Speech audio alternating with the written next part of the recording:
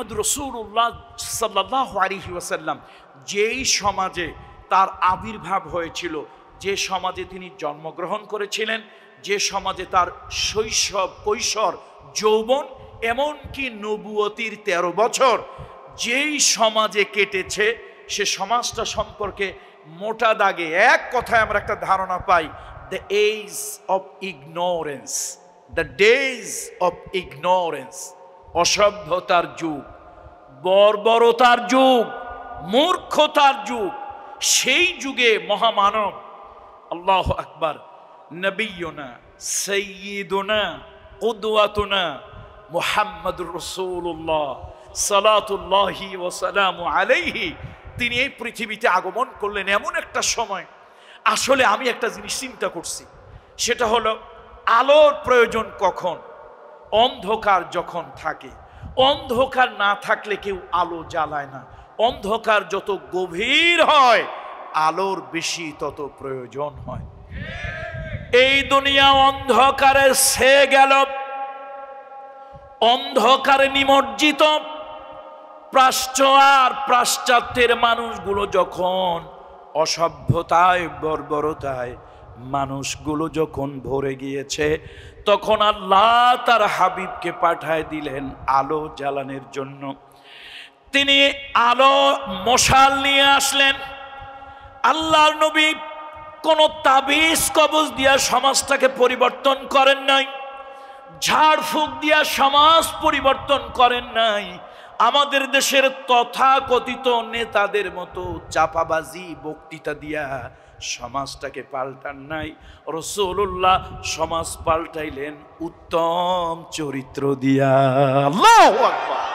উত্তম আদর্শ দিয়ে তিনি মানুষের সাথে এমন চরিত্র, এমন আদর্শ, এমন হিউম্যান বিহেভ, এমন মানবিক আচরণ করলেন, চরম শত্রুও তাকে দেখে মুগ্ধ হতো। আল্লাহ কেমন মানুষ, কি তার সুন্দর কথা, কি তার সুন্দর ব্যবহার, কি তার মানসিক সৌন্দর্য, কি তার মানবিক গুণ সৌন্দর্য। আল্লাহ তাআলা যেমনটি দিয়েছিলেন তাকে জামালে জিসমানি, কামালে জিসমানি, অনুরূপভাবে আল্লাহ তাআলা দিয়েছিলেন তাকে কামালে রুহানি, জামালে রুহানি, মানবিক সৌন্দর্য। আল্লাহ তাআলা নবীদের মধ্যে একজন মহান পয়গম্বর, নবীদের মধ্যে একজন মহান পয়গম্বর এবং একটি জাতির গুরুত্বপূর্ণ দুর্দিনের একটি জাতির খাদেম ছিলেন। অর্থ, খাদ্য, পরিকল্পনা মন্ত্রণালয়ের দায়িত্ব পালন করেছিলেন। নবীদের মধ্যে উল্লেখযোগ্য একজন নবী, তিনি হচ্ছেন ইউসুফ আলাইহিস সালাম। সেই নবীকে আল্লাহ তাআলা এত দৈহিক সৌন্দর্য দিয়েছিল, এত দৈহিক সৌন্দর্য আল্লাহ তাআলা তাকে দিয়েছিল, মিশরের নারীরা সেই নবীর দৈহিক সৌন্দর্যে বিমোহিত, বিমুগ্ধ হয়ে তারা ফল কাটতে গিয়ে কোনো একটা অনুষ্ঠানে সব মহিলারা জুলাইখার ব্যাপারে তারা নানান ধরনের বাজে মন্তব্য করলো, বললো একটা মন্ত্রীর স্ত্রী বাড়ির চাকরের উপরে পাগল হয়েছে, ডিভোটেড হয়েছে, বাড়ির চাকরের প্রতি আসক্ত হয়েছে। এই লজ্জা আমরা কোথায় রাখি? আমাদের দেশীয় ভাষায় হলে বলতো চলো আমরা কচু গাছে গলায় দড়ি নিয়ে মরে যাই। বাড়ির চাকরের উপরে ডিভোটেড, আসক্ত হয়েছে মন্ত্রীর বউ।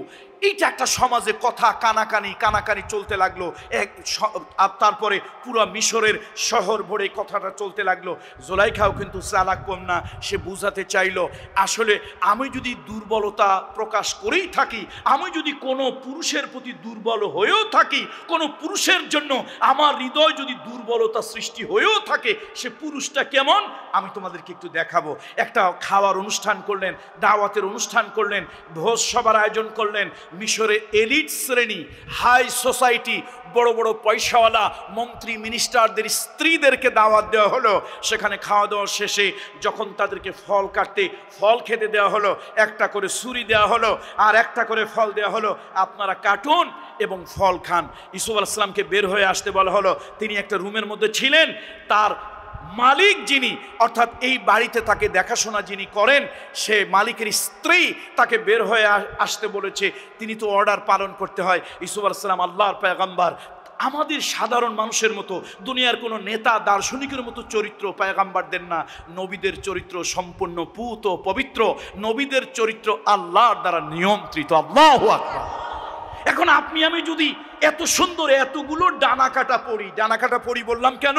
মিশরের সব ভদ্র শ্রেণী, এলিট শ্রেণী, হাই সোসাইটি, ধনী মানুষগুলোর স্ত্রী যেখানে আছে, আপনি আর আমি হইলে তো রাক্ষসের মতো তাকায় থাকতাম।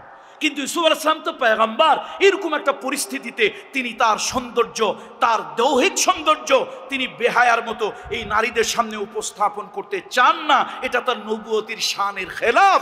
এই জন্য তিনি নবী হওয়ার আগের থেকেই সব নবীদেরকে আল্লাহ তাআলা, নবুয়ত পাওয়ার আগেই সব নবীকে আল্লাহ তাআলা হুসনে খুলক, উত্তম চরিত্র দিয়েছেন। এতগুলো মহিলাকে দেখে এমনি তিনি সুন্দর মানুষ, আরো লজ্জা পেয়ে আরো সুন্দর হলেন। মিশরের সব নারীরা তাকে দেখে অবাক হয়ে গেল, হতবাক হয়ে গেল। জুলাইখা বললেন, ইউসুফ তুমি তোমার রুমে ফিরে যাও। নারীরা ভাবলো এত সুন্দর চিজ, এত সুন্দর জিনিস, এটা আর দেখতে পারি কিনা। মা হাযা বাশারান, মা হাযা বাশারান মালাকুন কারীম। আরে এ তো মানুষ না, এ তো ফেরেশতা। তাকায় তাকায় দেখতেছে।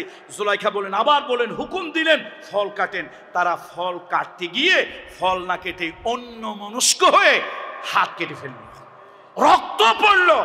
জুলাইখা, ওই যে ইংরেজিতে আমাদের দেশে একটা প্রবাদ বাক্য আছে, টিট ফর টেট, এটা আমরা একটা ইংরেজিতে বলি, ছোটবেলায় শিখেছিলাম। অর্থাৎ যেরকমটি তুমি করবা সেরকমটি আচরণ তুমি ফেরত পাবা, কি তাই না? তো এখন এই মহিলারাই জুলাইখার বদনাম করেছিল। একটা চাকরের প্রতি সে পাগল হয়েছে, ডিভোটেড হয়েছে। এটা লজ্জার ব্যাপার, অসম্মানের ব্যাপার। এখন সব মহিলারা বলল, জুলাইখা তুমি যার প্রতি পাগল হয়েছো, লোকটা তো সাধারণ লোক নয়, অসাধারণ। সে লোকটাকে আমরা দেখেছি, প্রাণ ধরেনি, আবার ডেকে নিয়ে আসো, আমরা একটু দেখি।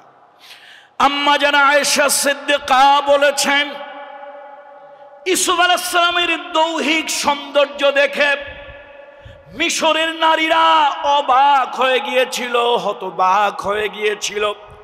তারা আশ্চর্যান্বিত হয়েছিল আর বলেছিল, মা হাযা বাশারান, এটা কোনো মানুষ নয়, এই লোকটা কোনো মানুষ নয়। এত সুন্দর দৈহিক সৌন্দর্য যার, ওই লোকটা মানুষ হতে পারে না, সে ফেরেশতা হবে। আম্মা জান বলেছেন, আমার মা রাসূলুল্লাহর স্ত্রী, আল্লাহর হাবিবের জীবন সঙ্গিনী, আমাদের সকলের যিনি মা, আমাদের এই সম্মানিতা মা বলেছেন রাদিয়াল্লাহু তাআলা আনহা বলেছেন, মিশরে ইউসুফ আলাইহিস সালামের দৈহিক সৌন্দর্য দেখে মিশরের নারীরা হাত কেটেছিল।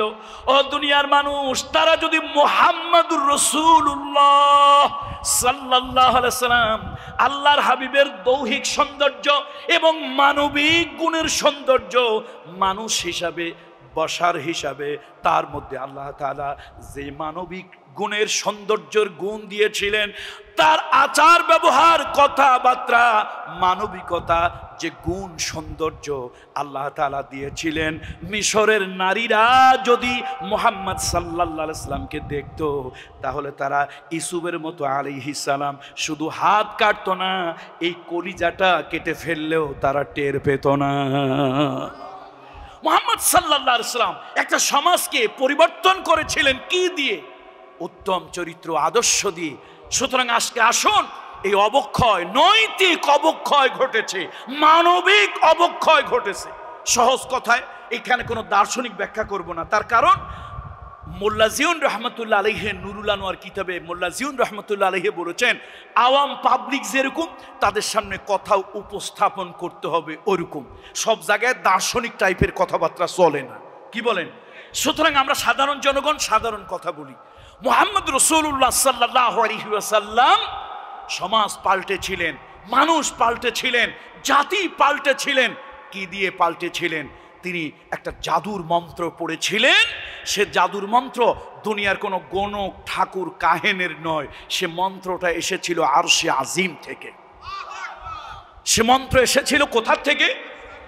আরশে আজিম থেকে এসেছিল। আল্লাহর হাবিব তার উন্নত মানবিক গুণাবলী দিয়ে সে সমাজটাকে পরিবর্তন করেছিলেন। ইন্নামা বুইস্তু লিউতাম্মিমা মাকারিমাল আখলাক। তার সৌন্দর্য, মানবিক সৌন্দর্য, গুণাবলী দিয়ে তিনি সমাজটাকে উন্নত করেছিলেন, পরিবর্তন করেছিলেন। এই জন্য রাসূলুল্লাহ কি বলেছেন জানেন? আল্লাহর হাবিব বলেছেন, খায়রুল কুরুনি কারনি, খায়রুল কুরুনি কারনি সুম্মাল্লাযীনা ইয়ালুনহুম সুম্মাল্লাযীনা ইয়ালুনহুম, শ্রেষ্ঠ যুগ আমার যুগ, শ্রেষ্ঠ যুগ আমার যুগ। যেই যুগে অবক্ষয় কোন পর্যায়ে গিয়েছিল, নাউযুবিল্লাহ, একটু নাউযুবিল্লাহ বলেন না আমার সাথে। অবক্ষয়, নৈতিক অবক্ষয়, মানবিক অবক্ষয়, বিপর্যয় কোন পর্যায়ে গিয়েছিল, আস্তাগফিরুল্লাহ।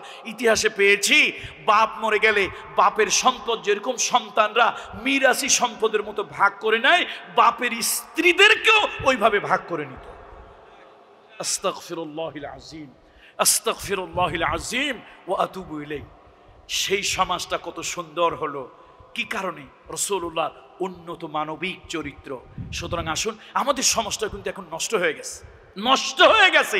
বাহ্যিক খোলসে, বাহ্যিক অবয়বে আমরা মানুষ আছি, কিন্তু অভ্যন্তরীণ, রাগ করেন না প্লিজ, হাতে পায়ে ধরে অনুরোধ করি, অভ্যন্তরীণ আমরা মানুষের সুরতে থাকলেও জঙ্গলের পশুর থেকেও আমরা খারাপ হয়ে গিয়েছি। আমাদের হিংস্রতার কাছে জঙ্গলের পশুর হিংস্রতাও হার মেনেছে। সুতরাং আসুন, আমরা সমাজ পাল্টাতে চাই। কোন নেতার বক্তৃতা দিয়ে সমাজ ভালো পাল্টায় না, কোন নেতার আপনার কথা দিয়ে সমাজ ভালো পাল্টায় না। সমাজটাকে যদি পাল্টাতে চাই, এক মহামানব। দেখেন, আমার সাথে আপনাদের অনেকের আইডিওলজি মিলতেও পারে, নাও মিলতে পারে। অনেকে কিন্তু অনেক নেতাদেরকে, দার্শনিকদেরকে গালি দেয়। আমি কখনো কোনো নেতাদেরকে গালি দেই না, কাউকে ছোট করে, খাটো করে দেখি না। কম বেশি ভালো মন্দ সবারই অনেক অবদান আছে, কিন্তু আমি কখনই কোনো নেতা, কোনো নেত্রী, কোনো ব্যক্তিকে আমার মডেল মনে করি না। আদর্শ, ওসওয়ায়ে হাসানা হচ্ছে একজন মুহাম্মদ রাসূলুল্লাহ সাল্লাল্লাহু আলাইহি ওয়াসাল্লাম। আমি কখনই কোনো নেতা, কোনো জাতির কোনো নেতা, স্থপতি, জাতির কোনো কর্ণধার, জাতির কোনো বীর পুরুষ আমি কখনই করি না। এমনকি আমার ধর্মের না, অন্য ধর্মের, যেমন Nelson Mandela, I salute him, I salute him, Nelson Mandela. আমি একজন পীরজাদা, আমি একজন পীরজাদা, আমি এক খানকার সন্তান, তুমি একজন খ্রিস্টান। তোমার আমার ধর্ম আলাদা হতে পারে, কিন্তু আমি তোমাকে সম্মান করি, ইজ্জত করি, স্যালিউট করি। কেন? তোমার চামড়াটা কালো ছিল, সাদা চামড়ার মানুষ তোমার উপরে নির্যাতন করেছে, তোমার উপরে নিষ্পেষণ করেছে। তুমি মানুষে মানুষের চামড়ার পার্থক্য, চামড়ার বৈষম্য, চামড়ার ডিসপ্যারিটি দূর করার জন্য তুমি স্ট্রাগল করেছো, রিভলিউশন করেছো, আন্দোলন করেছো। তুমি জীবনের 26 থেকে 29টা বছর তুমি কারাগারের অন্ধকার প্রকোষ্ঠে কাটিয়েছো, আমার দেশের আয়না ঘরের মতো। নেলসন ম্যান্ডেলা, তোমার ধর্ম খ্রিস্টান ধর্ম হলেও আমি তোমাকে সম্মান করি, তার কারণ তুমি তোমার জাতির জন্য, পৃথিবীর কালো মানুষের জন্য, সাদা মানুষের কাছে একটা অবস্থান সৃষ্টির জন্য তুমি কাজ করেছো। মাদার তেরেসা, তিনি হচ্ছেন একজন খ্রিস্টান মহিলা, আমি তো একজন মুসলমান। আমি অসম্মান তাকে করি না, অপমান করি না, ক্রিটিসাইজ করি না, ইনসাল্ট করি না, নেগলেক্ট করি না। আই স্যালিউট হার, আমি তাকে সম্মান করি, ইজ্জত করি। কেন? যদিও তিনি একজন মহিলা, ভিন্ন ধর্মের, কিন্তু মানবতার জন্য তিনি কাজ করেছেন। কিন্তু আল্লাহর কসম, কোরআন হাতে নিয়ে বলছি, পৃথিবীর কোনো নেতা, কোনো নেত্রী, কোনো দার্শনিক, কোনো ব্যক্তি আমার জন্য মডেল, অনুকরণযোগ্য আদর্শ নয়। আমার জন্য অনুকরণযোগ্য আদর্শ, আমার জন্য মডেল, আমার জন্য ওসওয়ায়ে হাসানা একজন, সে মহামানবের নাম হলো মুহাম্মাদুর রাসূলুল্লাহ সাল্লাল্লাহু আলাইহি ওয়াসাল্লাম। আল্লাহর নবী, যে সমাজের ভিতরে মদ চলেছে, যে সমাজের ভিতরে গাঁজা চলেছে, যে সমাজের ভিতরে খারাপ মাদকে ভরে গিয়েছিল, যেই সমাজের মানুষ নৈতিকভাবে এত খারাপ হয়ে গেছে, এক জায়গায় ঘাস জন্মেছে, এক জায়গায় ঘাস জন্মেছে। ওই ঘাস কোন বংশের উট আগে খাইল? এক জায়গায় পানি জমেছে, ওয়াদির ভিতরে পানি জমেছে, ওই পানি কোন বংশের উট আগে খাইল? তোর বংশের উট আগে কেন পানি পান করলো? তোর বংশের ঘোড়া কেন এই জায়গার ঘাস আগে খাইলো? এইটা নিয়ে লাগলো গন্ডগোল, এইটা নিয়ে লাগলো মারামারি, এইটা নিয়ে লাগলো কাটাকাটি। বছরের পর বছর চলে গেল, কত গন্ডগোল, 1 শতাব্দী, 100 বছর পার হয়ে গেল, আর বংশ পরস্পরায় এই হিংসা, এই গন্ডগোল থেকেই গেল। ওই সমাজে জন্মগ্রহণ করলেন, ওই সমাজে জন্মগ্রহণ করলেন এক মহামানব। শুধু মানুষ, শুধু মানুষ, বলুন কে তিনি? মহামানব। এক মহামানব ওই সমাজে জন্মগ্রহণ করলেন। তিনি ছোটবেলা থেকেই মানুষকে এমন আদর্শ শিক্ষা দিলেন, যে সমাজে মারামারি হয়, কাটাকাটি হয়, রক্তারক্তি হয়, সেই সমাজে মহামানব মুহাম্মদ রাসূলুল্লাহ তার ছোট্ট বয়সে যুবকদেরকে ডাকলেন। যুবকদেরকে ডেকে বলেন, ও যুবকেরা, মারামারি কাটাকাটি হানাহানি রক্তারক্তি ভালো নয়। কত মা সন্তান হারায়, কত মা বিধবা হয়ে যায়, কত সন্তান এতিম হয়ে যায়। আমরা নিজেরা কোনো গন্ডগোল মারামারি করব না, কাউকে করতে সাহায্য সহযোগিতা করব না, কাউকে করতে সাহায্য সহযোগিতা করব না। আসো আমরা সবাই মিলে এইটা একটা সঙ্গ করি। সবাই বললো এইটা একটা ভালো কাজ, নিজেরাও গন্ডগোল মারামারি করব না, অন্য যদি করে আমরা সাহায্য সহযোগিতা করব না। তাহলে কি করা যায়? ও মুহাম্মদ, তোমার হাতে হাত রেখে আমরা শপথ নেই, ওত নেই, হলফ করি আর কোনো রক্তারক্তি নিজেরা করব না, অন্য কেউ করতে সাহায্য করব না।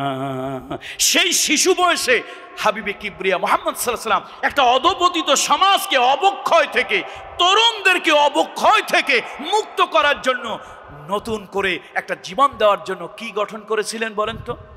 হিলফুল ফুজুল। ফজলেরা ওত নিয়েছিল, হলফ করেছিল, অঙ্গীকার করেছিল, মারামারি নিজেরা করব না। আবার বংশের লোকেরা যদি মারামারি গুতাগুতি কাটাকাটি করে, সেই কাজে কি করব না? সহযোগিতা করব না। দেখছেন, এই হলো আমার নবীজির নবুয়তির আগের জীবন। আর আমার বুয়েটের এক প্রফেসর, নাম ছিল তার আসগার আলী, আমি বলছি ওর নাম হলো গজব আলী, মিস্টার গজব আলী। সে বলে ফেলেছে, কয় যে আরবের মোহাম্মদ নাম শুনলে বিশ্ববাসী ভাবে সে সন্ত্রাসী। ওরে যে কোন জুতা দিয়ে পিটাইলে হক আদায় হবে আল্লাহই ভালো জানে। দামি জুতা দিয়ে পিটাইলে অবশ্য জুতার ইজ্জত নষ্ট হবে। হ্যাঁ, ছেঁড়া জুতা, রাইট, তাও আবার অনেকদিন রাস্তায় পড়ে আছে এরকম জুতা।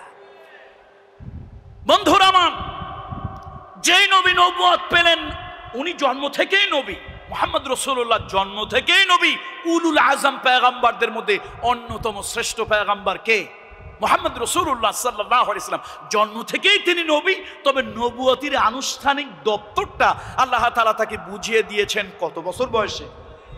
40 বছর বয়সে। সেই নবী এই সমাজটাকে অধপতন থেকে মুক্ত করার জন্য, অবক্ষয় কাকে আমরা বলি, মোটা দাগে আপনাদের বোঝানোর জন্য বলি, যেখানে একটা দীর্ঘদিন ধরে একটা সভ্যতা সংস্কৃতি ভালো কিছু চলে আসে, হঠাৎ যদি সমাজে বা দীর্ঘদিন ধরে সমাজে এইটার উল্টা কোনো কাজ চলে, তখনই আমরা বলি অবক্ষয় হয়েছে, সমাজের অবক্ষয় হয়েছে।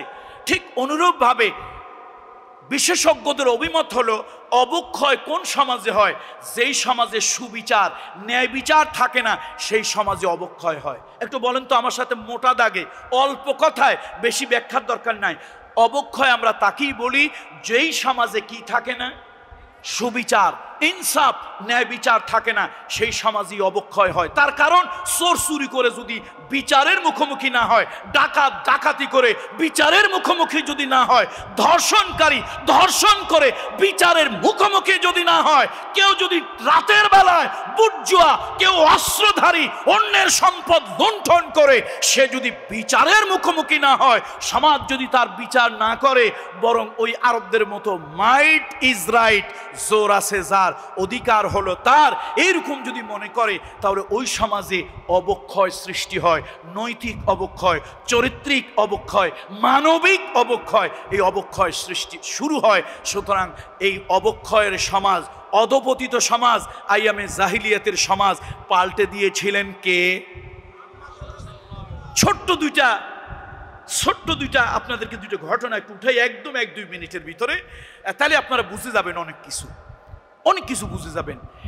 একদিন এক বিধবা নারীর ঘরের সামনে, অন্ধকার রাত, এক বিধবা নারীর ঘরের সামনে একটি লোক অস্ত্র নিয়ে দাঁড়িয়ে আছে। সারা দুনিয়া মনে হয় যেন ঘুমাচ্ছে, পিন পত্তর নীরবতা।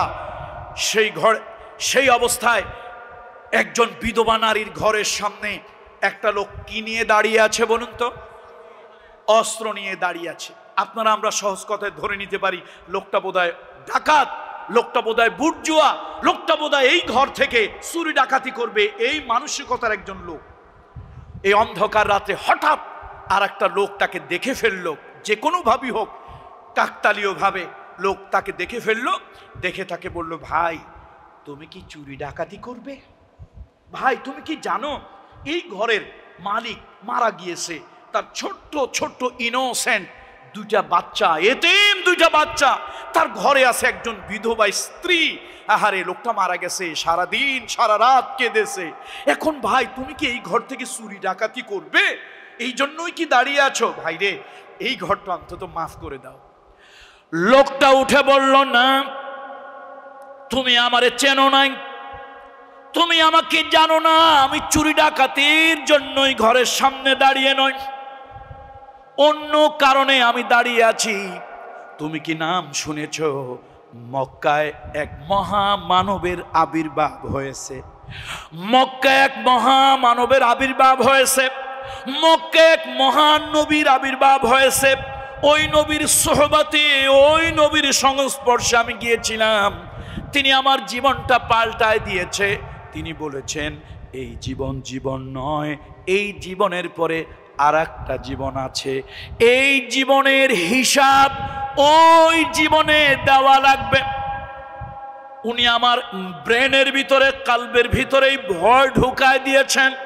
আমি মনে মনে চিন্তা করলাম, জীবন ভর কত ডাকাতি করলাম, চুরি করলাম, কত ছিনতাই রাহাজানি করলাম, নিজের অস্ত্রের জোর দেখাইয়া কত মানুষের সম্পদ আমি লুণ্ঠন করে নিয়ে গেলাম। কিয়ামতে আল্লাহর আদালতে আমি কি জবাব দেব? ও ভাই তুমি আমারে ভালো করে চিনে নাও, আমি চুরি ডাকাতির জন্য এই জায়গায় দাঁড়াই নাই, আমি এই বিধবা নারী এতিমের সম্পদ পাহারা দেওয়ার জন্য রাত জেগে অস্ত্র নিয়ে আমি দাঁড়িয়ে আছি।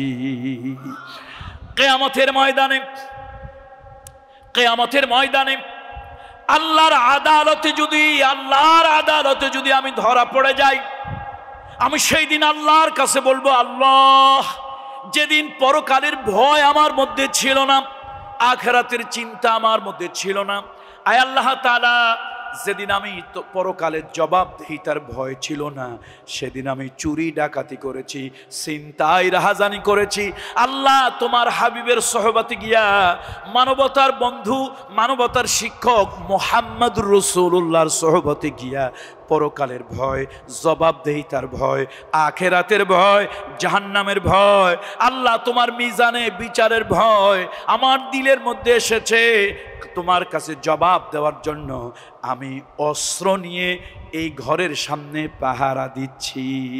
আল্লাহু আকবার। এই যে এটাকে বলি আমরা একটা রেডিক্যাল চেঞ্জ, একটা আমূল পরিবর্তন। পৃথিবীতে Lenin, Karl Marx, Plato, Copernicus, Kepler, Rousseau, Voltaire, Maxim Gorky, Bertrand Russell, Shakespeare, Rabindranath Tagore, আবার আমার দেশের মহান যে সকল নেতারা ছিলেন, বঙ্গবন্ধু শেখ মুজিবুর রহমান, মুক্তিযোদ্ধা শহীদ জিয়াউর রহমান, এরকম যাদের কথাই আমরা বলি, আমরা তাদেরকে সম্মান করি, দল মত নির্বিশেষে শ্রদ্ধা করি। কিন্তু এই মানুষগুলো আমাদেরকে যে আদর্শ দিয়েছেন, বিশ্বাস করুন আমরা তাদের বাহিরের বাহ্যিক আদর্শ জানি, কিন্তু অভ্যন্তরীণ চরিত্র কেমন ছিল আল্লাহর কসম আমরা কেউ জানি না, জানে আল্লাহ। কেউ জানে না, জানে আল্লাহ।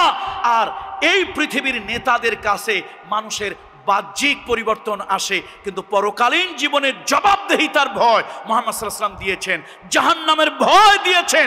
এই জাহান্নামের ভয় ছাড়া, পরকালীন জীবনের ভয় ছাড়া, আল্লাহর কাছে জবাবদিহিতার ভয় ছাড়া কোনোভাবেই একটা মানুষের চরিত্র পরিবর্তন করা সম্ভব নয়। সুতরাং আজকে অবক্ষয়ের কথা যদি আমরা বলি, নৈতিক অবক্ষয়, মানবিক অবক্ষয়, বিপর্যয়, অবক্ষয়ের আমি আরেক নাম দিয়েছি বিপর্যয়। আজকে মানবিক বিপর্যয়, নৈতিক বিপর্যয়, যা কিছু পৃথিবীতে হচ্ছে, এই মানুষগুলোকে ভালো বানানো যাবে একমাত্র আল্লাহর ভয়, পরকালের ভয়, জবাবদিহিতার ভয়। দুদকের ভয় দিয়া মানুষ পাল্টানো যাবে। তার কারণ দুদকে যারা চাকরি করেন তারাও তো মানুষ, কি তারা মানুষ না? এক লোক এক ফান্ডের 2 কোটি টাকা আর এক ফান্ডে আছে, টাকা তো স্রুপ হয় নাই, সেই জন্য যদি 10 বছরের সাজা হয়, আচ্ছা বলেন তো হাজার হাজার কোটি টাকা বিদেশে যারা পাচার করছে ওদের কত হাজার কোটি বছর আপনার কি হওয়া দরকার? জেল ফাঁসি হওয়া দরকার। দুদক যেন কাঠের চশমা চোখে দিয়ে ঘুরে বেরিয়েছে বিগত 15 বছর, লোহার চশমা চোখে দিয়ে ঘুরে বেরিয়েছে। কাঠের চশমা লোহার চশমা চোখে থাকলে যেরকম সব কিছু দেখা যায় না, কানামাসি কানামাসি ভো ভো, যারে সামনে পাস তারই তুই সো। কথা ঠিক না? এই জন্য দুদক দিয়ে মানুষের চরিত্র পাল্টায় না, জেল দিয়া মানুষের চরিত্র পাল্টায় না। পৃথিবীতে দেখান তো জেল খেটে কয়জন মানুষের চরিত্র পাল্টাইছে? ওই যে আমাদের জেল থেকে বের হয়েছিল কি জানো এক জল্লাদ, নাম জানো কি, মারা গেল। তো আমি বিশ্বাস করেন জেল থেকে বের হওয়ার পরে আমার একটা ধারণা হলো, আন্নাসু ইয়াকিসু আলামা নাফসি, আমার একটা ধারণা হলো আরে লোকটা বোধহয় ভালো হয়ে গেছে, ফেরেশতা না হইলো কাছাকাছি চলে গেছে। হাসবেন না, কথাটা রাইট, মানে আল্লাহ সাক্ষী, আল্লাহ সাক্ষী। আমার ওই লোকটা বের হওয়ার পরে এরকম একটা ধারণা হইলো যে লোকটা বোধহয় ভালো হয়ে গেছে, জেল টেল খাটছে, তারপরে হয়তো তার ভালো একটা চরিত্রের কারণে তাকে মার্সি করা হয়েছে। ও আল্লাহ, বের হইয়া যা দেখলাম কয় মাসের মধ্যে, মরে গিয়ে আল্লাহ সিদ্ধান্তই তো চূড়ান্ত। কার সিদ্ধান্ত চূড়ান্ত? আমার মনে হয় মরে গিয়ে ভালোই হয়েছে, বেচারা দুনিয়া আরো 20 বছর 10 বছর বেঁচে থাকলে আরো কত অকাম কুকামের সাক্ষী যেন হইতো। কি কথা ঠিক না? সব কথা কি এখানে ভেঙে বলবো? মসজিদের আঙিনায় সব কথা ভেঙে বলবো? আকার ইঙ্গিতে বুঝে নেবে। এখন আমার ধারণা আবার পাল্টে গেল। আমি বুঝলাম কামরুল ইসলাম সাঈদ, তুমি ঢাকা বিশ্ববিদ্যালয়ের ছাত্র হতে পারো, কিন্তু তুমি সবকিছু বুঝো নাই। জেল খাটলেই মানুষের চরিত্র ভালো হয় না, দুদক দিয়ে মানুষের চরিত্র ভালো বানানো, পুলিশ আর্মি দিয়ে মানুষের চরিত্র ভালো বানানো যায় না।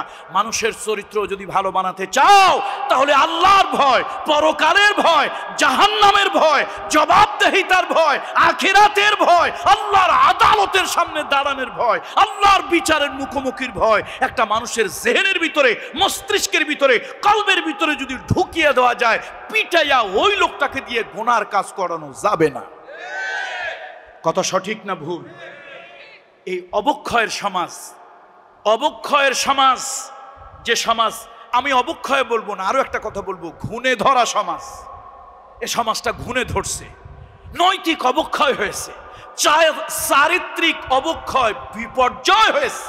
সুতরাং এই মানুষগুলোকে ভালো বানাতে চাইলে দেশের সব মানুষ, 18 কোটি মানুষের জেল দেন, ভালো হবে না। 18 কোটি মানুষে দুদকের কাছে নিয়ে যান, ভালো হবে না। 18 কোটি মানুষের কাছে পুলিশ লাগায় দেন, ভালো হবে না। 18 কোটি মানুষের দিলের ভিতরে, মস্তিষ্কের ভিতরে আল্লাহর ভয়, পরকালের ভয়। এই জীবন জীবন নয়, এই জীবনের পরে আর একটা জীবন আছে, এই জীবনের হিসাব ওই জীবনে দেওয়া লাগবে। এই অনুভূতি, এই সেন্স যদি জাগ্রত করা যায়, 18 কোটি মানুষই ভালো হয়ে যাবে। কত ঠিক কিনা বলুন? সুতরাং আসুন আমরা এই অধপতিত সমাজ, অবক্ষয়ের সমাজ, এই সমাজটাকে ভালো বানাতে চাই। মুহাম্মদ রাসূলুল্লাহ সাল্লাল্লাহু আলাইহি ওয়াসাল্লাম এই জন্য মক্কায় এই মানুষগুলোকে, খারাপ মানুষগুলোকে প্রথম দাওয়াত দিয়েছেন। সে দাওয়াতের কৌশল 3টা বিষয়কে প্রাধান্য দিয়ে দাওয়াত দিয়েছেন। একটা হচ্ছে আল্লাহর তাওহীদের দাওয়াত, একত্ববাদের দাওয়াত দিয়েছেন। রিসালাত, নবী মুহাম্মদ রাসূলুল্লাহ আল্লাহর নবী, আল্লাহর রসুল, আল্লাহর হাবিব, আল্লাহর পক্ষ থেকে তিনি মনোনীত পুরুষ, এই দাওয়াতটা দিয়েছেন। আর একটা দাওয়াত দিয়েছেন আখিরাতের, পরকালের।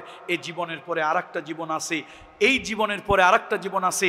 ওই জীবনটা যদিও আমরা দেখি না, কিন্তু ওই জীবনটা বাস্তব, ইউনিভার্সাল ট্রুথ। পরকাল আছে, আখিরাত আছে, জবাবদেহিতা আছে। এই জীবনের হিসাব ওই জীবনে দেওয়া লাগবে। সূর্য প্রতিদিন ওঠে, প্রতিদিন ডোবে, এটা যেরকম বাস্তব সত্য, আপনার আমার জীবনে আখিরাতটা এর থেকেও বেশি সত্য, বাস্তব। মুহাম্মদ সাল্লাল্লাহু আলাইহি ওয়াসাল্লাম এটা দিয়ে দাওয়াত দিয়েছেন। এরপরে আল্লাহর হাবিব 13 বছর পার করলেন। কোন জায়গায়? মক্কায় পার করলেন। অনেক জেল, জুলুম, নির্যাতন, অত্যাচার ইত্যাদি তার উপরে গেল। তিনি মদিনায় গেলেন। দেখেন আল্লাহ তাআলার কোরআনুল কারীমের আয়াত অবতীর্ণ হলো সমাজ পরিবর্তনের জন্য। শুধু পরকালের ভয় দিলেই হয় না, আরো কিছু লাগে।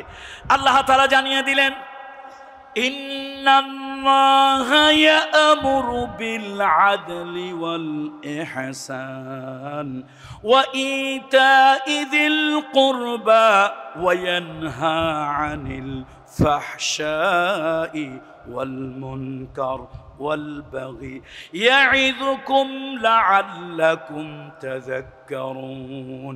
আল্লাহ তাআলা তোমাদেরকে আদেশ দিচ্ছেন বিল আদলে ওয়াল ইহসান, আদল করার জন্য, আদল করার জন্য, সুবিচার করার জন্য, ন্যায় বিচার করার জন্য। যেই সমাজে সুবিচার নাই, যেই সমাজে ন্যায় বিচার নাই, যেই সমাজে সত্যিকারে বিচার থাকে না, ওই সমাজে মানবিক বিপর্যয় হয়, মানুষগুলি অবক্ষয়ের চরম নিচে চলে যায়। কত ঠিক কি না? সমাজে বিচার নাই, মানুষ বিচারের জন্য আদালতে যায়, সে আদালতের নামধারী কিছু বিচারপতি আছে, তাদের কাছে পর্যন্ত বিচার পায় না। আল্লাহু আকবার। সমাজ অবক্ষয় কেন হবে না? ধর্ষণকারী সে ধর্ষণের সেঞ্চুরি করবে যখন তার প্রথম ধর্ষণের বিচার হবে না, যখন তার দ্বিতীয় ধর্ষণের বিচার হবে না, যখন তার তৃতীয় ধর্ষণের বিচার হবে না, তখন সে 100 ধর্ষণ করবে, এরপরও তার বিচার হয় নাই, এবার সে ধর্ষণকে সেলিব্রেট করবে, সে 100 ধর্ষণকে সেঞ্চুরি উদযাপন করবে, কেক কাটবে, মিষ্টি বিতরণ করবে। জাহাঙ্গীরনগর বিশ্ববিদ্যালয়ের ছাত্ররা জিজ্ঞেস করবে এত আনন্দ কেন, উদ্বেলিত, উচ্ছ্বসিত কেন? কয় যে 1টা 2টা 5টা 10টা 100 করছি, 100 ধর্ষণের সেঞ্চুরি পুরো হইছে, আজকে সেটাকে সেলিব্রেট করছি, উদযাপন করছি। জোরে কর নাউযুবিল্লাহ। খাসি জবাই, আস্তাগফিরুল্লাহিল আযীম। তাহলে ধর্ষণ 1টা 2টা 3টার মাথায় যদি বিচার হইতো, তাহলে কি এত অবক্ষয় হতে পারত? সম্ভব নয়, সম্ভব নয়। আরে রাষ্ট্রের প্ররোচনা যদি না পেত, একজন সরকারি কর্মকর্তা কিভাবে 7টা মানুষ দুনিয়া থেকে বিদায় করে দিয়েছে। নারায়ণগঞ্জে আমি তো মনে করি ধর্মের কল বাতাসে নড়ে। আরে আল্লাহর বিচার আছে, আল্লাহ আছে নাকি নাই? আল্লাহ আছে। কেউ যদি দেখতে চাও, আল্লাহ আছে, কেউ যদি দেখতে চাও, সেজন্য লক্ষ্মীপুরের একজন ডাক্তার, না ডাক্তার ফয়েজ, লক্ষ্মীপুরের একজন সদা হাস্যোজ্জ্বল, সে কোন দল করে, দলের নাম আমি নিতে চাই না, দরকার নাই। সে সদা হাস্যোজ্জ্বল একজন মানুষ, তার উপাধি ছিল গরিবের ডাক্তার, ভ্যান চালক, রিক্সা চালক, গরিব মানুষ। কয়টা টাকা নিয়ে গেছে, বউ সিজার করতে হবে, সিজার না করে নর্মাল ডেলিভারি হবে না, টাকা জোগাড় করতে পারে না, পিঠে হাত দিয়ে বলছে কত টাকা আনছিস, রেখে যাস, যা কাজ সার, বাকিটা যখন সুযোগ হয় দিয়ে যাস। এই যে একজন ডাক্তারের মানবিক আচরণ, মানবিক ব্যবহার। আমাদের এক কুলাঙ্গার এক মন্ত্রী, কি জানো, মায়া নাকি এটা কি বলবো আমি, তার জামাই লেফটেন্যান্ট কর্নেল কি তারেক সাইদ, এই কুলাঙ্গার 3 তলা থেকে তাকে ফেলে দিল, গুলি করলো। আল্লাহ তাআলার কুদরত। তোমার যখন নৈতিক বিপর্যয় হয়েছে, রাষ্ট্রের কাছে জনগণের কর্মচারী হয়ে তুমি যেই ওয়াদা করেছিলে, শপথ নিয়েছিলে, সে শপথ যখন দলীয় কর্মী হিসাবে তুমি ভঙ্গ করেছো, আল্লাহ তাআলার বিচার তো হতেই হয়, না হলে বিপর্যয়, নৈতিক অবক্ষয় আরো বেড়ে যাবে। দেখেন 7টা লোক হত্যা করে পেট ফেড়ে তারপরে 28টা করে উইট বেঁধে নদীর পানিতে ভাসিয়ে দিল। সেই 7টা লোকের মারাতে কত রাজনৈতিক দলের মানুষ, কত আরো 70 জন যে মারা যেত, রিমান্ডে যেত, তার ঠিক নাই। আমার তো মনে হয় আরশ থেকে আল্লাহ জিব্রাইলকে পাঠিয়ে দিয়েছিলেন, যাও ওই 7টা লাশই ভাসাইয়া কচুরি পানার সাথে নদীর কিনারে নিয়ে যাও। নাহলে পৃথিবীর ইতিহাসে এটা একটা অবিস্মরণীয় ঘটনা, অবিস্মরণীয় ঘটনা। পেট ফেরে দেওয়ার পর 28টা ইট বাঁধার পর লাশ ভেসে ওঠে, পৃথিবীর ইতিহাসে নজিরবিহীন একটা ঘটনা। আমি তো মনে করি ফেরেশতারে দিয়ে আল্লাহ এটা করাইছে। বন্ধুরা আমার, জুনায়েদ বাবুনগরী সাহেব, সে কোন মাদ্রাসা, আলিয়া না কওমি, হেফাজত না জামাত, তরিকত না তবলিগ, কোন দলের আমির আমি জানি না, তবে তিনি একজন আল্লাহর ওলি, বুজুর্গ একজন ভালো মানুষ, আমি এটা জানি। তিনি একজন আল্লাহ ওলি মানুষ। রাষ্ট্রের কর্মচারী যখন রাষ্ট্রের জালিমদেরকে খুশি করার জন্য কি করলো, এই পলিটিক্যাল উইং, তার যিনি প্রধান, তিনি তাকে এমন টর্চার করলেন। একজন আলেম, একজন হাফেজে কোরআন, হাফেজে হাদিস, তার মতো একজন শাইখুল হাদিসকে যখন রাষ্ট্র এরকম জুলুম করলো, অত্যাচার নির্যাতন করলো, বিচার মানুষের করা লাগে নাই, আরশের মালিক করে দিয়েছে। তার নিজের ঔরসজাত সন্তান কে? ঐশী। নামটা কত সুন্দর, মনে হয় যেন রাবেয়া বসরির খালাতো বোন। আল্লাহ তাআলা তারে দিয়ে তার বাপরে শিক্ষা দিল। আপনারা বলেন আল্লাহ নাই, আল্লাহ না থাকলে শিক্ষা হয় কেমন? আপনারা বলেন, নাস্তিকেরা বলে আল্লাহ নাই, আরে আল্লাহ না থাকলে শিক্ষাগুলো হয় কেমনে? এ মুসলমান, খানকার পীরের সন্তান খানকায় থাকে, মানুষকে জিকিরের তালিম দেয়, নফস পরিবর্তনের, মানুষের পিউরিফাই করার চেষ্টা করি। 5টা লোক নিয়ে একসাথে বসতে পারি নাই জালিমদের জুলমের কারণে। কিছু হইলেই কয় ষড়যন্ত্রের পরিকল্পনা, গোপন ষড়যন্ত্রের পরিকল্পনা। একটা জগদ্দল পাথর যেন বুকের উপরে চেপে বসেছে। 60 তারিখ পর্যন্ত যা কল্পনা করি নাই, 60 তারিখ পর্যন্ত যা কল্পনা করি নাই, 5 তারিখ আরশে আজিম থেকে আল্লাহর কোন একটা ফয়সালা হয়েছিল।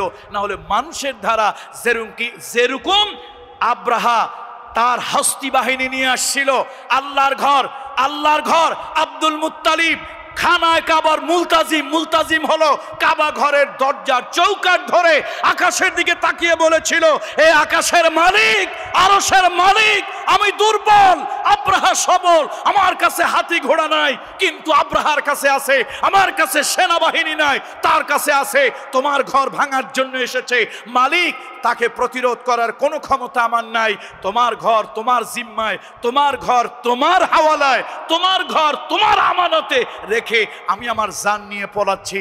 আল্লাহ, তোমার আমানতের তুমি খেয়ানত করিও না, তোমার ঘর তোমার জিম্মাতেই আমি দিয়ে গেলাম। আল্লাহ তাআলা তার ঘর হেফাজত করেন নাই। আব্দুল মুত্তালিব যা কল্পনাও করতে পারেনি, আব্দুল মুত্তালিব যা কল্পনাও করতে পারেনি, আকাশ থেকে আল্লাহ তাআলা ঝাঁকে ঝাঁকে তয়রান আবাবিল, ঝাঁকে ঝাঁকে পাখি, আমরা কই আবাবিল পাখি, এটা আরবিতে কয় গলদে সহি। এটা একটা অশুদ্ধ কথা, কিন্তু 1000 বছর ধরে চলে আসতেছো, এখন আপনারাও কোন আবাবিল পাখি, আমরাও হুজুররা কই আবাবিল পাখি। আসলে আবাবিল পাখি না, ঝাঁকে ঝাঁকে পাখি, গলদে মশহুর। বন্ধুরা আমার, আল্লাহর ঘর কে হেফাজত করলো? আল্লাহ হেফাজত করেছে। সুতরাং আসুন, এই সমাজ অধপতনে চলে গিয়েছে, মানুষ অধপতনে চলে গিয়েছে। আজকে প্রত্যেকটা সেক্টরে অধপতন হয়েছে।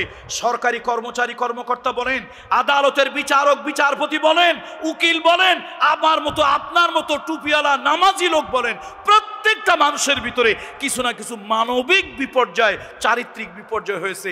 এর কি লজ্জা ছাড়া আমরা বলতে পারি কথা সত্য না মিথ্যা? কোনো লজ্জার কিছুই নাই।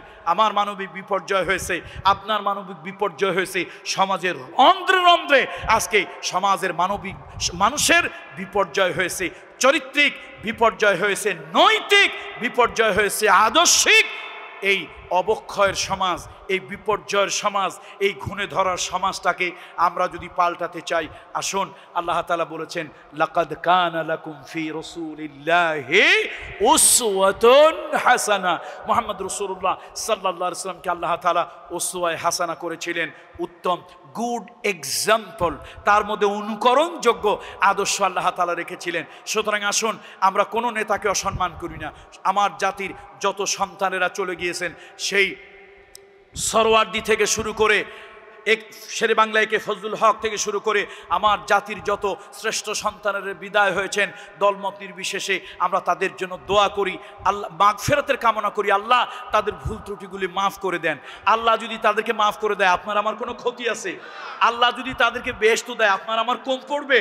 আমরা তাদের জন্য ভালো কামনা করি, কিন্তু আল্লাহর কোরআন হাতে নিয়ে আল্লাহর জাতে পাকের কসম খেয়ে বলি, আল্লাহর কোরআন হাতে নিয়ে আল্লাহর জাতে পাকের কসম করে বলি, আমার আদর্শ, অনুকরণ আদর্শ পৃথিবীর কোনো নেতা, পৃথিবীর কোনো নেত্রী, পৃথিবীর কোনো ব্যক্তি, পৃথিবীর কোনো দার্শনিক নয়। আমার অনুকরণীয় আদর্শ একমাত্র এক মহামানব, মুহাম্মাদুর রাসূলুল্লাহ, মুহাম্মাদুর রাসূলুল্লাহ সাল্লাল্লাহু আলাইহি। ঢাকা বিশ্ববিদ্যালয়ের একজন অধ্যাপক ডক্টর মোস্তাফিজুর রহমান সাহেব, আল্লাহ তাআলা তার কবরটাকে জান্নাতের টুকরায় পরিণত করে দিন। মাশরিক থেকে মাগরিব পর্যন্ত তার কবরটাকে প্রশস্ত করুন, জান্নাতের উচ্চ মাকাম দান করুন। আমি ঢাকা বিশ্ববিদ্যালয়ে যখন পড়ি, তখন অতিরিক্ত একটা সাবজেক্ট আমি মুসলিম ফিলোসফি আমি নিয়েছিলাম অতিরিক্ত একটা সাবজেক্ট হিসাবে। তো মাঝে মাঝে আমি ওনার কাছে ক্লাস করতে যেতাম, মাঝে মাঝে ওনার কাছে আমি পড়তে যেতাম। তুমি আমার জিজ্ঞেস করতো, আচ্ছা তুমি মাঝে মাঝে বাপু আসো, আবার মাঝে মাঝে ডুব দাও, ডুব দেওয়া বোঝেন তো, হারাই যাও, কারণটা কি?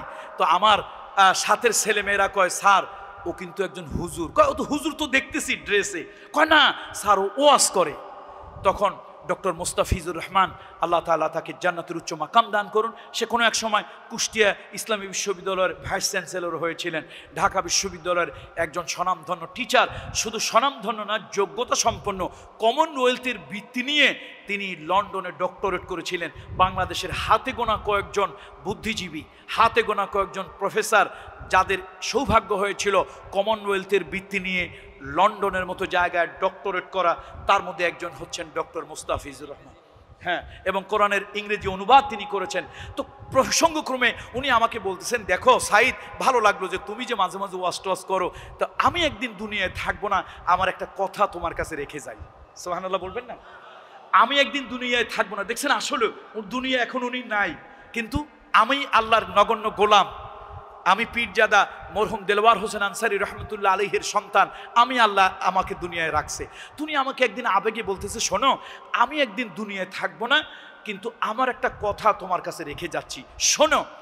মানুষ অনুসরণ কার করবে, অনুকরণ কার করবে, আদর্শ কাকে মানবে, এটা যদি তোমার জীবনে কখনো কোনো ডায়ালসে, কোনো সেমিনারে আলোচনা হয়, তো তুমি আমার এই কথাটা মনে রাখিও।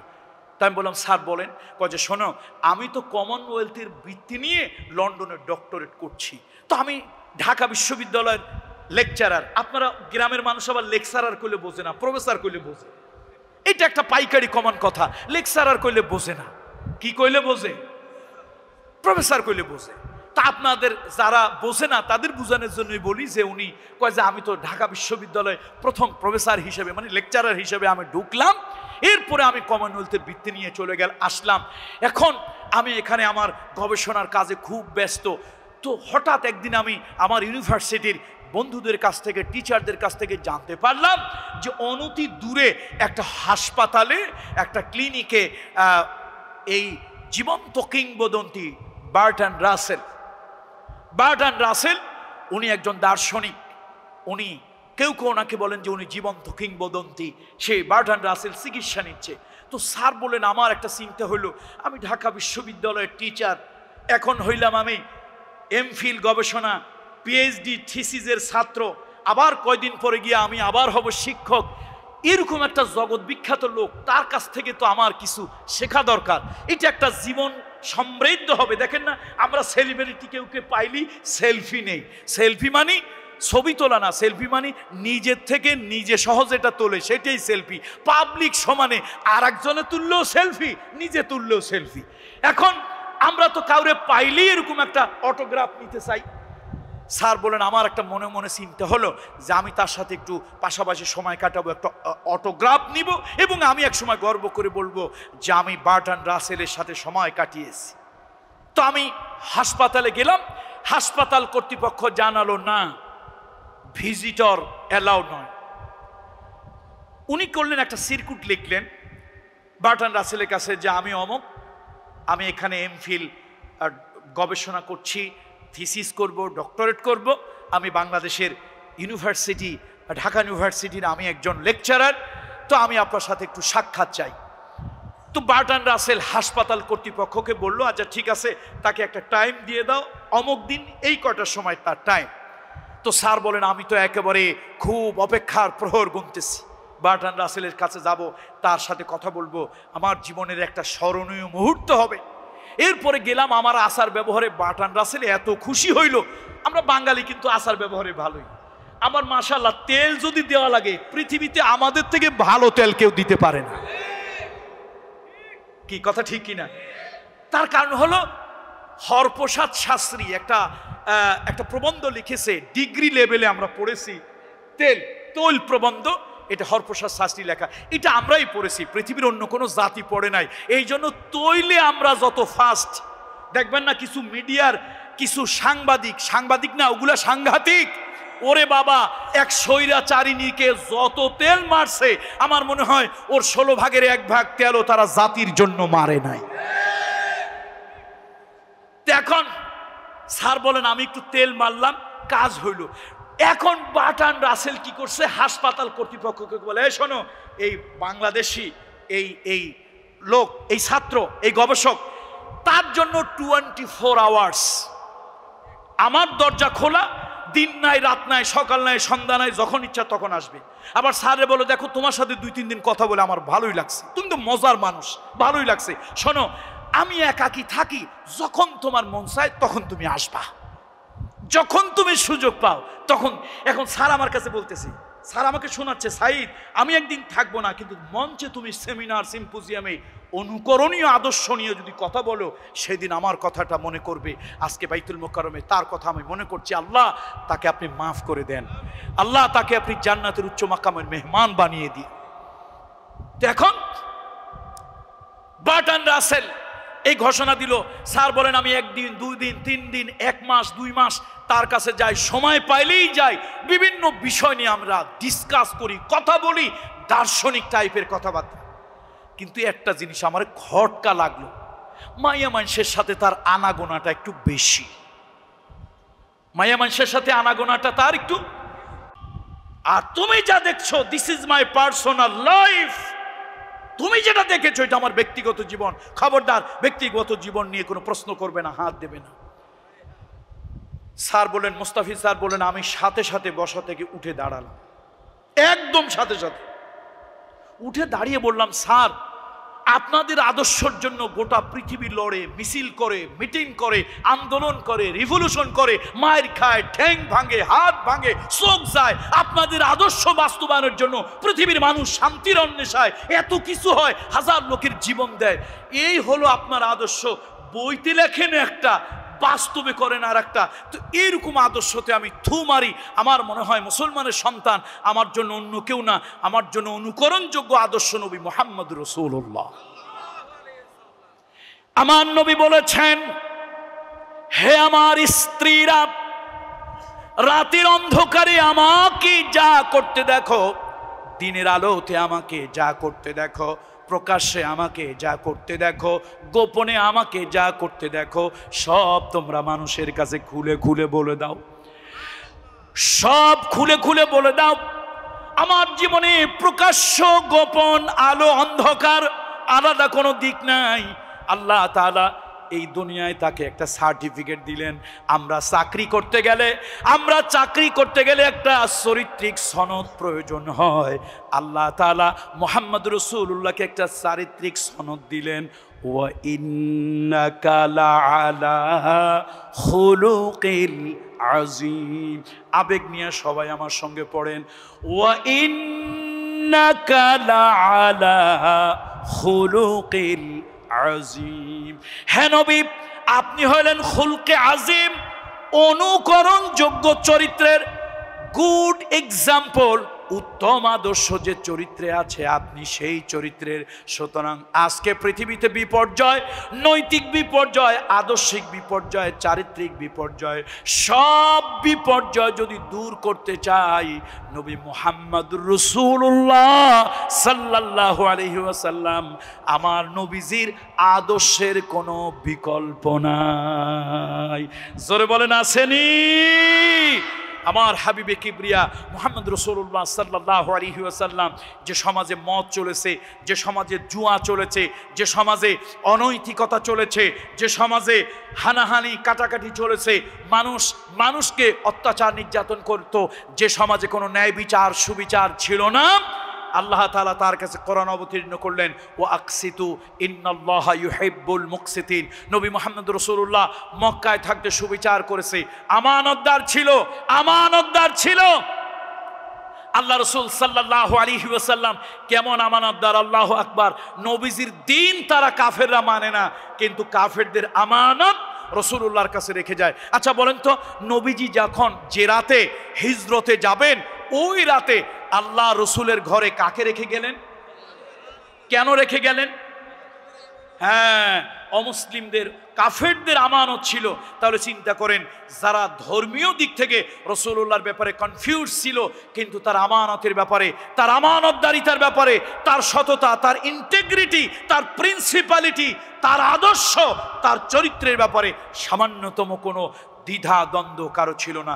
সুতরাং আসুন, আজকে এই ঘনে ধরা সমাজ যদি পাল্টাতে চাই, মুহাম্মদ রাসূলুল্লাহ সাল্লাল্লাহু আলাইহি ওয়াসাল্লামের আদর্শ প্রয়োজন। এই আদর্শ দিয়ে সুবিচার কায়েম করতে হবে, ন্যায় বিচার করতে হবে। আজকে এই অবক্ষয়ের সমাজে মুরব্বীদের প্রতি সম্মান নাই, ছোটর প্রতি স্নেহ নাই। নবীজি কি বলেছেন?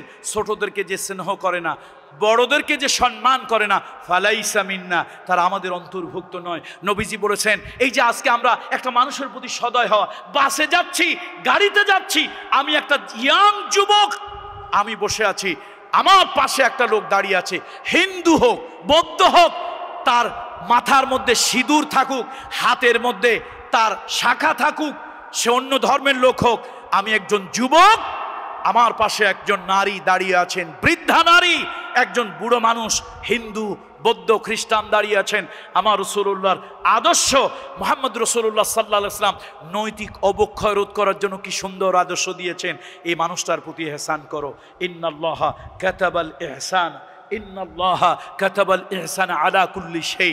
আল্লাহ তাআলা সকলের উপরে ইহসান করার জন্য বলেছেন। মানুষের প্রতি ইহসান করবে, সে মানুষটার ধর্ম যাই হোক, সে মানুষটার দল যাই হোক, একটা মানুষকে মানুষ হিসেবে মূল্যায়ন করবে। এই যে আপনি যখন একটা মানুষকে মানুষ হিসেবে মূল্যায়ন করবেন, তার ধর্ম দেখবেন না, তার জাতি দেখবেন না, তার গলায় পৈতা লাগানো আছে, হাতে শাখা আছে, কপালে সিঁদুর আছে, এইটা দেখবেন না। একটা মানুষ আগুনে পুড়ে মারা যাচ্ছে, একটা মানুষ রাস্তার পাশে বিপর্যস্ত, মানুষটা পড়ে আছে, আপনি তাকে ধরলেন, একটা ইজি বাইক ভাড়া করলেন, একটা সিএনজি ভাড়া করলেন, একটা অ্যাম্বুলেন্স ডেকে তাকে হাসপাতালে পাঠিয়ে দিলেন। আপনি জানেন লোকটা হিন্দু, জানেন লোকটা বৌদ্ধ, জানেন লোকটা খ্রিস্টান, আপনি একটা মানুষকে ধর্ম দেখে নয়, মানুষ হিসাবে তাকে রাস্তার পার থেকে কুড়িয়ে নিয়ে তাকে হাসপাতালে নিয়ে চিকিৎসা দিলেন, একটা মানুষের জীবন বাঁচতে সাহায্য করলেন। ওয়ামান আহইয়াহা ওয়ামান আহইয়াহা ফাকান্নামা আহইয়ান নাসা জামিআ। তুমি যদি একটা মানুষের জীবন বাঁচতে এই যে সাহায্য করলে, আল্লাহ তাআলার কোরআন বলছে তুমি যেন সব মানুষকে বাঁচিয়ে দিলে, যে সওয়াব হতো ওই সওয়াব আল্লাহ তোমার আমলনামায় দিয়ে দিল। মুহাম্মদ সাল্লাল্লাহু আলাইহি ওয়াসাল্লামের আদর্শ, এই যে বিপর্যয় অবক্ষয় রোধ করতে হলে মানবিক অনুভূতি জাগ্রত করতে হবে। নজরুল, পাগলা নজরুল, আমার ভালোবাসার নজরুল, আমি বলি কাজী নজরুলকে বলি আমার ভালোবাসার পাগলা নজরুল। পাগলা নজরুল বলেছিল, হিন্দু নয় ওরা মুসলিম, ওই জিজ্ঞাসে কোনজন, কান্ডারি বলো ডুবিছে মানুষ, সন্তান মোর মার। একটা মানুষ যখন ডুবে ডুবে মারা যায়, আপনি তখন জিজ্ঞেস করতে পারেন না, এই মিয়া তুমি হিন্দু না বৌদ্ধ, মুসলমান না খ্রিস্টান, এগুলো জিজ্ঞাসা করিও না ভাই। সে যার সন্তান হোক, যে ধর্মের হোক, একটা মানুষ ডুবে ডুবে মরতেছে। মুহাম্মদ রাসূলুল্লাহর আদর্শ, হাবিবে কিবরিয়ার আদর্শ, মহান নবীর আদর্শ, হাতটা বাড়িয়ে দাও, ওই মানুষটাকে, ডুবন্ত মানুষটাকে বাঁচতে সাহায্য করো।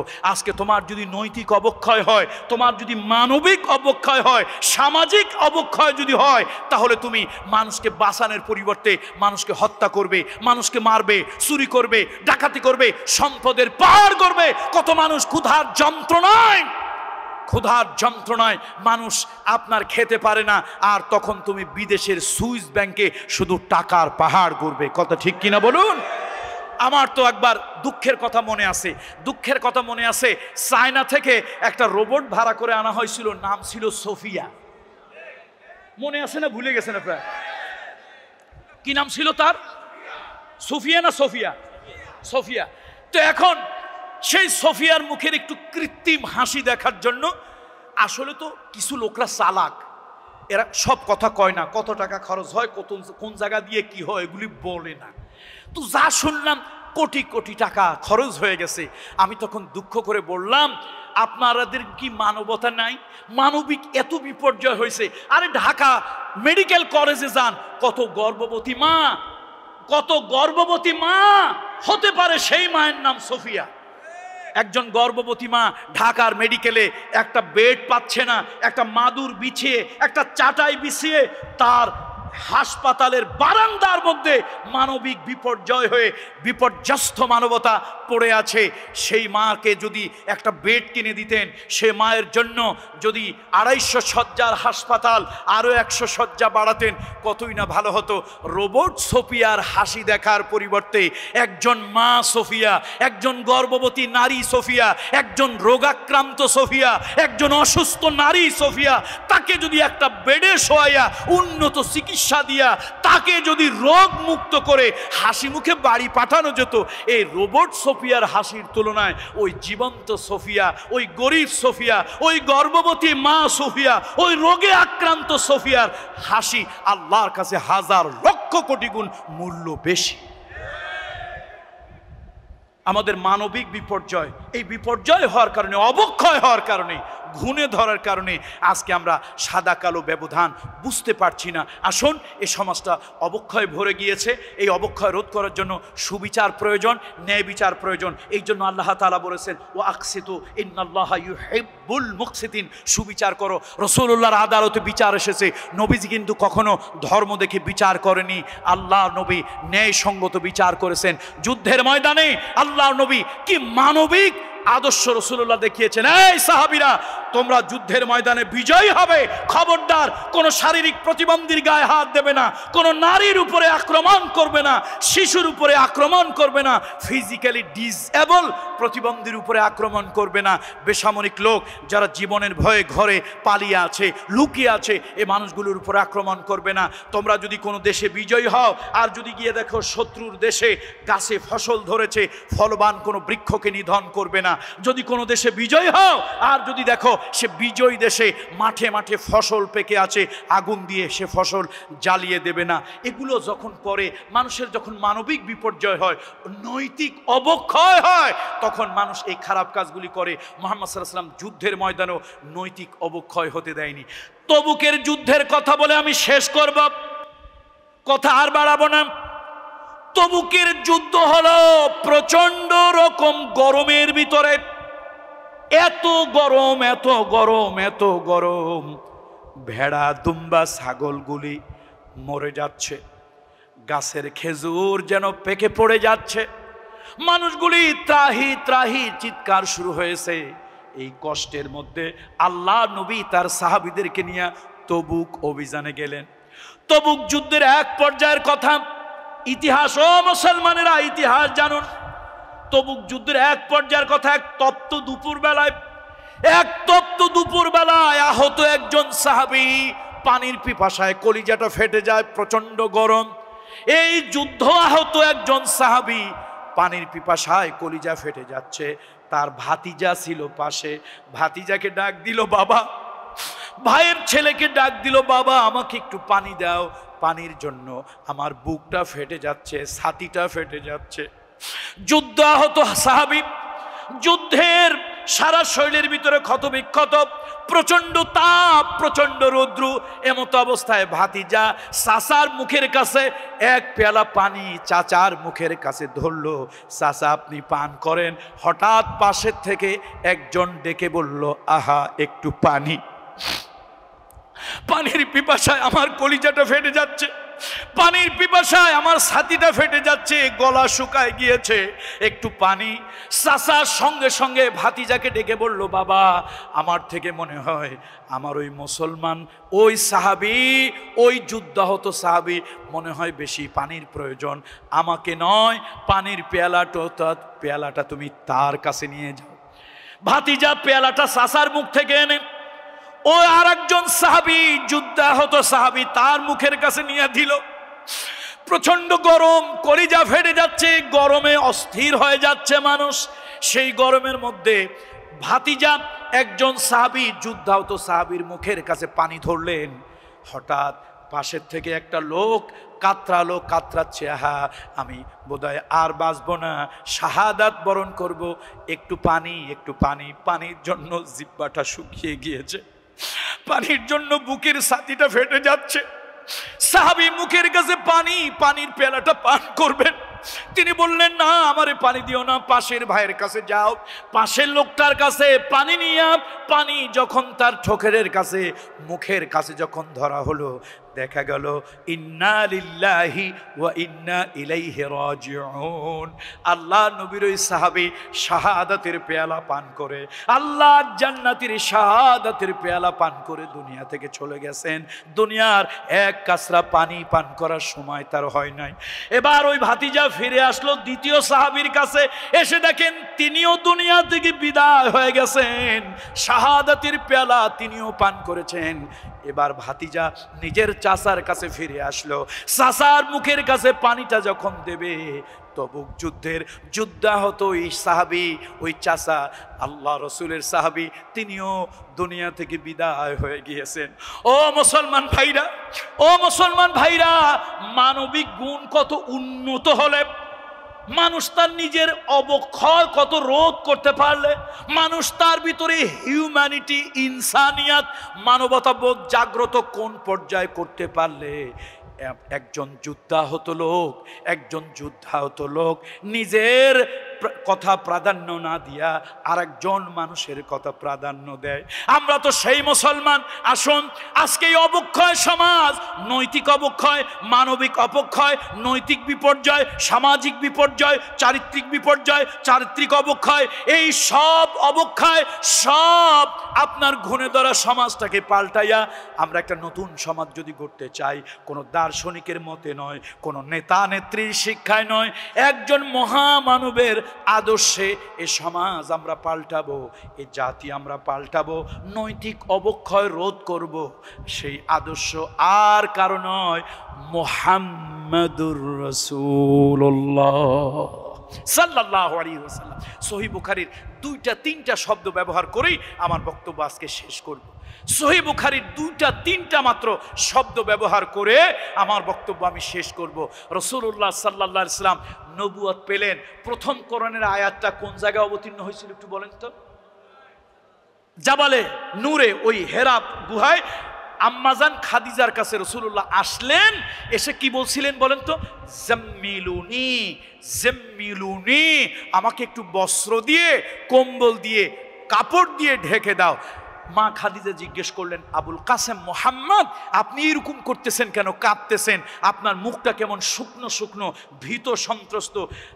তখন ফাআখবারাহাল খাবার, নবীজি ওই হেরা গুহায় যা যা হয়েছে, জিব্রাইল কি বলছে, কেমনে জড়ায় ধরছে, ওহির বাণী কেমনে দিছে, সব তাকে খুলে খুলে বলেছে। ফাআখবারাহাল খবর। আবার নবীজি বলছেন, লাকাদ খাশিতু আলা নফসি, খাদিজা আমার ভয় লাগতেছে, আমার কিছু একটা হয়েছে। মা খাদিজা বললেন, কাল্লা কাল্লা ওয়াল্লাহি ওয়াল্লাহি মা ইউখজিকাল্লাহু আবাদা ইন্নাকা লাতাসিলুর রাহিমা ওয়া তাহমিলুল কাল্লা কাজা কাজা। এ মুহাম্মদ, এ মুহাম্মদ, ভয় পাবেন না, ভয় পাবেন না। আমি আপনার ব্যাপারে বলি, শোনেন, রাতের বেলা দেখেছি, গোপনে আপনাকে দেখেছি, অন্ধকারে দেখেছি, আলোতে দেখেছি।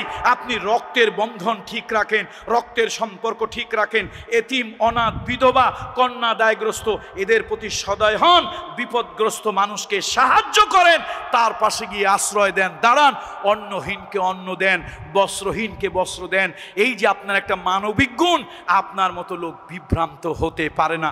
কাল্লা ওয়াল্লাহি, কখনো নয়, আল্লাহর কসম। কে বলতেছে? আমরা নেতা দেখি, কার ভাষণ কত বড়, ওরে বাবা, কিছু তো নেতা নেত্রী আছে এরকম চাপার জোর, আসার সময় বোধহয় বাড়ি থেকে ভ্যাজলিন অথবা গ্লিসারিন ঠোঁটের মধ্যে লাগাই আসছে, ঠাস ঠাস করে এইরকম মিথ্যা কথা কয়, কয় জাতি যখন আগুনে পুড়িয়ে মরে তখন আমি হেলিকপ্টার দিয়ে পানি ঢালি। আমার মনে হয় ওই দিন শয়তান বাংলাদেশে ছিল না। শয়তান চিন্তা করলো, আল্লাহ বেহেশতে আমি ধোকা দিলাম 2টা লোকরে। কয়টা লোকরে ধোকা দিছিলাম? নাম নাম নাম বলেন তো? আবুল বাশার, বাবা আদম সফিউল্লাহ, আর আমাদের মা হাওয়া, এই দুজনের ধোকা দিল। ওনারা তো বেহেশত থেকে নামছে, শয়তান থাকতে পারছে? তো শয়তান কয়, আল্লাহ আমিও তো 2টা লোকরে ধোকা দিয়ে টিকতে পারি নাই, আমারও বিপর্যয় হয়েছে, পদস্খলন হয়েছে, আমিও আসছি, রাজিম মালেওয়ান, আমি অভিশপ্ত হয়েছি। আর কোটি কোটি মানুষের ধোকা দেয়, একটু ঠোঁটে বাদেও না, চোখের পলকও পড়ে না। বোন রে, তোর পাও 2খান একটু আগায় দে, আমি তোর একটু কদম বসি করি, তুই আমার পীর, আমি তোর মুরিদ। তোর মতো শয়তান যদি দেশে থাকে, আমার মতো শয়তান ডিউটি না দিলেও চলবে। এই জন্য নেতার বড় বড় ভাষণ শুনে চরিত্র শেখা যাবে না, নেতার লেকচার শুনে কি করা যাবে না, চরিত্র শেখা যাবে না। এ মুসলমান, এই অধপতিত সমাজ, অবক্ষয়ের গহ্বরে নিমজ্জিত সমাজ, এই ধ্বংসপ্রাপ্ত সমাজ, গুণে ধরা সমাজ, এই মানুষগুলোর যদি ভালো বানাতে চাও, কোন নেতা নেত্রী লেকচারের ভাষণ নয়, আসো মানবতার শিক্ষক, মানবতার বন্ধু, উত্তম চরিত্র, উসওয়ায়ে হাসানা নবী মুহাম্মদ রাসূলুল্লাহ, তার আদর্শ গ্রহণ করি। তার আদর্শ পৃথিবীতে শান্তি, কল্যাণ, মুক্তি আসবে। আল্লাহ তাআলা আজকের প্রোগ্রামকে কবুল করুন, আজকের মাহফিলকে কবুল করুন। ইসলামী ফাউন্ডেশন যে ব্যবস্থাপনা নিয়েছে, সে ব্যবস্থাপনা আল্লাহ আমাদেরকে হক প্রচার করার, হক প্রকাশ করার তৌফিক দেখ। তবে আমি একটা শব্দের সাথে দ্বিমত পোষণ করছি, আমি মিলাদুন নবীর সাথে একমত পোষণ করি, কিন্তু ঈদে মিলাদুন নবী, যদি মুসলমানের ঈদ দুইটা, তৃতীয় আরেকটা যদি হতো, বুখারী শরীফ, তিরমিজি শরীফ, নাসাই শরীফ, আবু দাউদ শরীফ, ইবনে মাজাহ শরীফ, যত হাদিসের কিতাব আছে, মুসলমানদের ঈদের বাব হলো, ঈদের যে বাব বা অধ্যায় আছে, কিতাব আছে, সেখানে ঈদ হলো দুটোই। মুহাম্মদ রাসূলুল্লাহ তার জন্মের জন্য, তার বার্থডে যতটুকু তিনি সেলিব্রেট করেছেন, আমরা উম্মত অতটুকু করব, তার থেকে বেশি নয়। মুহাম্মদ রাসূলুল্লাহ তার জন্মদিবস তিনি যেভাবে পালন করেছেন, আমরা উম্মতরা অতটুকুই করব, ওর বেশি নয়। সুতরাং আসুন আল্লাহ তাআলা রাসূলুল্লাহ সাল্লাল্লাহু আলাইহি ওয়াসাল্লামের মিলাদ উপলক্ষে, আল্লাহর হাবিবের মিলাদকে অবশ্যই আমরা স্বীকার করি, বিশ্বাস করি। যে করে না সে মুসলমানই না। তার কারণ আল্লাহর হাবিব, হাবিবে কিবরিয়া, মানবতার মহান শিক্ষক, তার যদি মৌলুদ না হতো, মিলাদ না হতো, তাহলে তারা আমরা পাইলাম কেন? রাসূলুল্লাহর মিলাদ শরীফ বিশ্বাস করি কি করি না? অবশ্যই করি, মানি।